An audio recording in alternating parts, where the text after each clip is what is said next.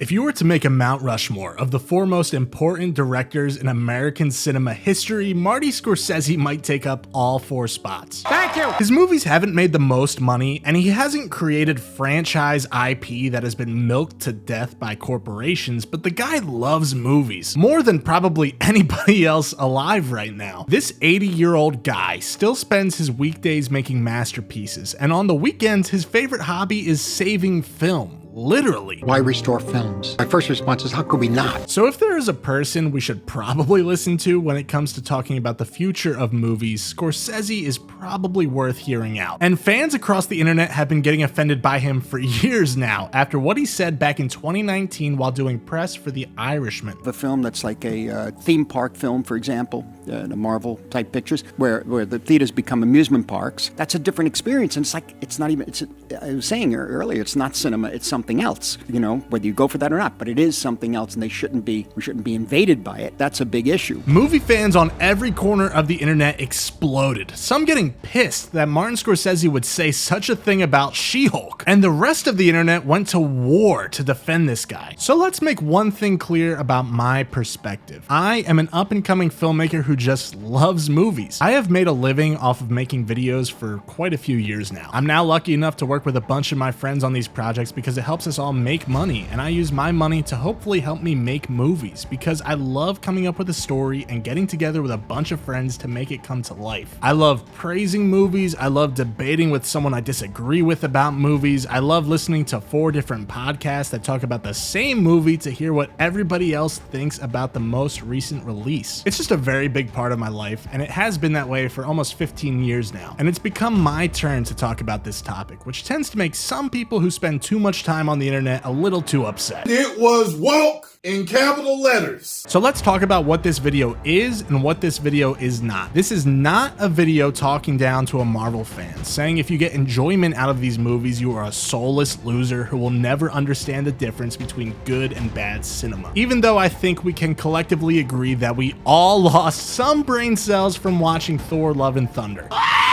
They also scream quite a lot.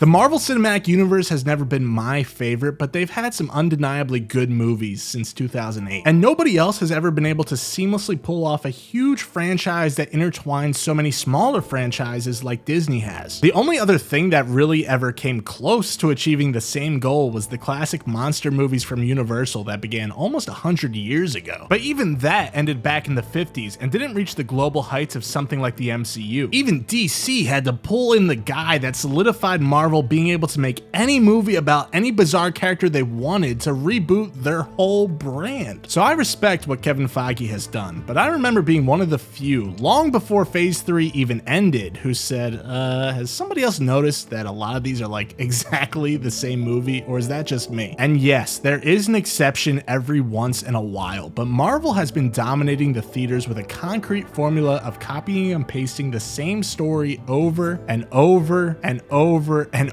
over again. How many times do we have to sit through a 2.5-hour movie where it seems like the story is just always incomplete? Events that happen by the end of the story just have no impact on the entire Marvel universe at this point. It's been 3 years since Eternals has come out, and not a single person in Marvel has brought this thing up. And then every single movie or show ends with a post-credit scene that's like, oh wait, don't quit yet guys, get ready for the Echo show. But we know that nobody's gonna want to watch the Echo show, so let's say we're gonna put Daredevil in it, but let's only put him in the last episode. And this is the context that people are missing from this entire argument. It's not that every superhero movie is dangerous. We all know there have been a ton of films that negate that entire idea. The dangerous thing about it is that the control of how the general public feels about movies is currently being dictated by the suits in these large corporations. Because even though filmmaking is an art, it's also the movie business. And anybody involved in any business knows that the key to not only thriving but just straight up surviving is finding something that works and going all in on that. The videos my friends and I work on for social media have a formula to them because we tend to know what people will click on, and that writing certain stories with similar subjects gives us a better chance at getting more clicks. But the danger of doing that in a business like Hollywood is that if you turn the dial up too high on one kind of movie, the rest get shoved to the side. Marty's argument is less about the quality of superhero movies, but but rather how corporations are suffocating the average film out of pop culture entirely. A few years ago, studios began to realize that they'd rather spend their money on remaking a Disney cartoon rather than taking the lower return on a new story. And there's a lot of people out there that will argue, well, independent movies get put in theaters too. It's not like they're not being shown. And yeah, they're in the theater, but put yourself in the shoes of a family of 4, and it costs you like $75 to go to the movies when you add up the tickets, the drinks, the popcorn. Would you rather take a risk on something new that you don't really know anything about, or would you rather watch a copy of the movie your kids have already seen like 70 times? The consequence of these choices is starting to be seen right now because studios don't want to roll the dice on anything that isn't a sequel, prequel, remake, reboot, franchise, or spin-off. I want you to think about one thing right now. When's the last time we got a studio movie as funny as Superbad? How about a rom-com like Crazy Stupid Love? It seems like nobody can even make a gangster movie anymore unless their last name is literally Scorsese. But you know why we still get horror movies? Because they are cheap, make money, and if people like them enough, even A24 will give you a sequel. The Nun 2's gonna be bad? Who cares? We can make it for cheap and people like The Conjuring. The blood of Christ. Holy shit. The holiest. Holy shit. And that is the heart of this entire argument here. But even though the studio system may seem completely hopeless for original movies, there might be some hope for the independent directors out there, as long as the studios don't kill the theaters first. The thing about it is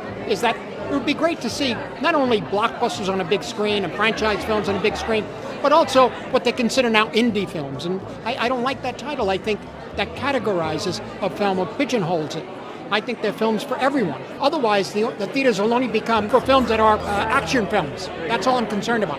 Are we all really going to get upset at this man for wanting more independent storytelling on the big screen? Because even directors as famous as Scorsese, like Quentin Tarantino, have to fight for their movies to play on the big screen. We were going to play at the Cinerama Dome on the 25th. We were going to open there and play there exclusively for 2 weeks. And Star Wars was going to play the 2 weeks before us. Disney, who owns Star Wars, decided, well, you know what? Maybe we want to play throughout the entire holiday season. Disney came to the ArcLight people and said, no, you are going to play Star Wars in the Cinerama Dome for the entire holiday season. And if you don't, if you honor your deal with the Hateful Eight, we will not allow you to have Star Wars, the biggest movie in the world. We will not allow you to show it at any of your ArcLight movie theaters. Oh. They are going out of their way to fuck me. It's less of an argument of Marvel versus Scorsese and more of an argument of corporations versus Scorsese. Absurd. It's all absurd. And the whole reason this whole topic is being brought up again is because of a recent article from GQ. And it is one of the best interview pieces I have ever read in my entire life. It's hard to not want to cry while going through it, and Zach Baron did a great job with it. But you want to know the only part of that story that got people talking? It wasn't how lonely Scorsese's private life has gotten since his wife has been suffering from Parkinson's over the years, or how he's facing his mortality head on right now at the age of almost 81, trying to just make a few more important stories while he still can for us. No. You know what we're talking about right now? How he thinks that if every movie released is like Ant-Man and the Wasp 3 Quantumania, that the art of filmmaking might be in trouble. Director James Gray, who is best known for Ad Astra, had an amazing insight as to why it is so important for studios to roll the dice on different kinds of projects. If you look at the streaming movies that do the best, they are the movies that come out in theaters first. When you make movies that only make a ton of money and they're only one kind of movie, you begin to get a large segment of the population out of the habit of going to the movies. And then you begin to eliminate the importance of movies culturally. I'm gonna make him an offer he can't refuse. And you know instantly what movie that is. You cannot quote me a single line from Aquaman. So we've got to force it back. And you know what? The studios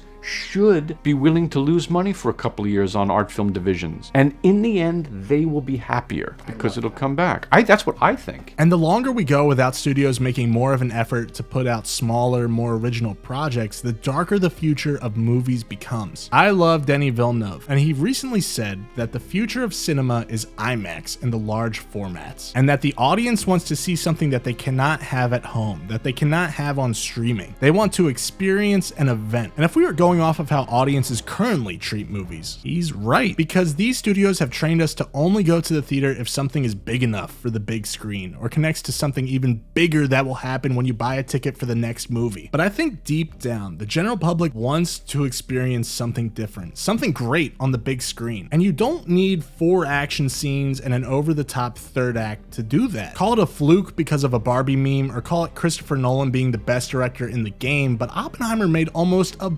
billion as an over 3-hour R-rated biopic, being pushed as something that had to be seen in IMAX, even though there is only one scene that fits the idea of what a typical IMAX movie should be. But future directors will never get the chance to prove themselves on the big screen if we cannot get the general public to start going back to the movies to see something smaller. You don't get the chance to direct 2 Dune movies if you didn't get the chance to make Blade Runner 2049. You didn't get the chance to make Blade Runner 2049 if you didn't get the chance to make Arrival. You don't get the chance to make Arrival if you didn't get the chance to make Sicario, Enemy, Prisoners, Incendies. Follow that chain all the way down to August 32nd on Earth, which premiered at Cannes back in '98. Denis earned the right to be where he is today, but we are an entire new generation of creators that will one day deserve that shot too. And if we are programming people to only praise one kind of movie with one kind of style, we are going to kill this industry for good. I respect what John Campea has done with his platform, and he's the only one seemingly out there that has a huge movie news video platform, but this comment really bothered me. You know, I recently went down a rabbit hole, I don't know how and I don't know why, of watching people's online reactions to Game of Thrones, The Red Wedding. I have never seen anything in a Martin Scorsese movie move people the way that moved people. Wolf of Wall Street is a brilliant, brilliant movie, but I'm gonna tell you what, people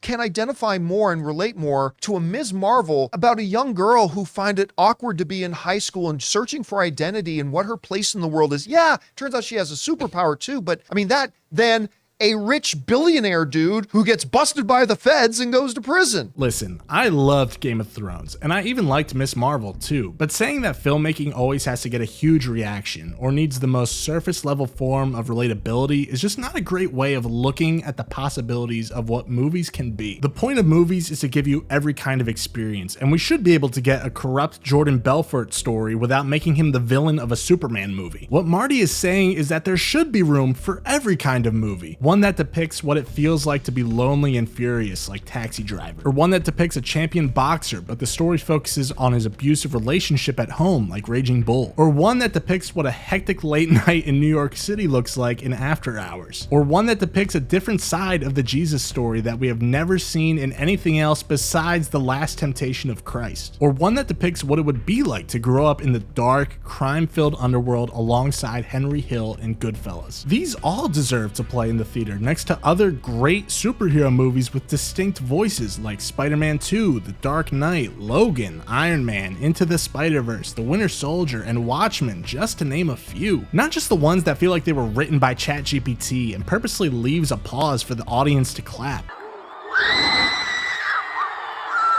There are phases in movie history, like the age of the Western, or in the early 2000s when it seemed like every other new movie was actually based off of a young adult book series. Right now, it feels like the superhero phase is ending, and audiences will be on the hunt for something new to cling on. So in my opinion, there is no better time than right now for independent cinema to make a comeback. And I'm not talking indie movies that have a $15 million budget, because that's become the norm for indie movies now. I'm talking about the group of us grinding to make enough money to make a low-budget feature for under $250,000. Gear has never been more accessible than it is right now. I mean, did you see The Creator? That thing was shot on a Sony FX3. Sure, you might not have the same effects budget as that movie, but the shots are still super crisp, and anybody talented enough with lighting and set design could pull off that look easily. And if you think you're that person, please hit me up on Instagram. I need a good DP, and that stands for Director of Photography. For anybody that doesn't want to make movies, it's not the other DP, okay? They say history repeats itself, so if you're doing the math, it's looking like it's almost our time to get up and bat. We're living through another repressive time when it comes to cinema. First really big repressive time was the 50s. Then we skipped a generation with the 60s, but then we got the 70s, and then the pendulum had to swing back again for the 80s, and then the pendulum swung the other way again for the 90s. I mean, I lived through the 90s, making movies in the 90s. I didn't consider the 90s the 70s part 2, but it was. Oh, in retrospect, it absolutely was. You know, now the pendulum has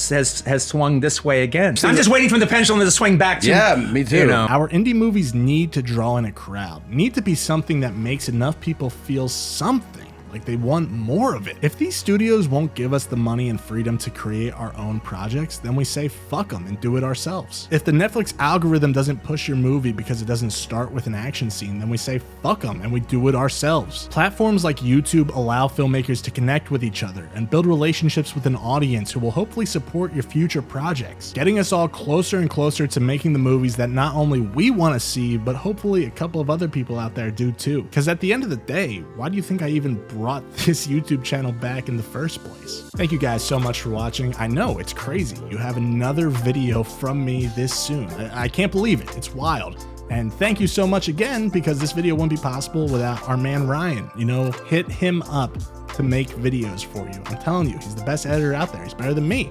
So why don't you just hire him for your videos? I'm telling you, hit him up. You will not be disappointed. I want you to comment down below. Do you defend Marvel? Do you defend Marty? What side do you stand on? You know, I know it's a pretty complicated issue to some people and very vocal issue for a lot of people. So definitely let me know what you think. Like I said, if you are an upcoming filmmaker and you want to collaborate, please hit me up on social media because I would love to talk to you. If you liked the video, you probably did, I hope, because you made it this far. Give it a like for me. It really helps the algorithm out a lot and gets more people to watch this video, so that would really help me. And if you really like this video, be sure to subscribe because there's more coming. I literally have a Martin Scorsese ranked video that I'm working on. It's going to be super long. It's going to be so long. But if that is something you're interested in, definitely subscribe so you don't miss that when it drops in a couple weeks. But at the end of the day, thank you so much for watching. I appreciate you, and I hope you have an awesome day. Thanks.